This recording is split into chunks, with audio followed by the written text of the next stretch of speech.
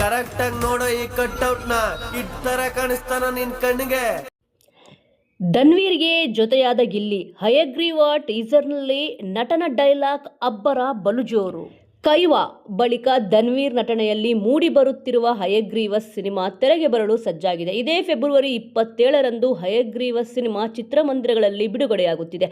ಇದೀಗ ಈ ಸಿನಿಮಾದ ಆಕ್ಷನ್ ಟೀಸರ್ ಬಿಡುಗಡೆಯಾಗಿದೆ.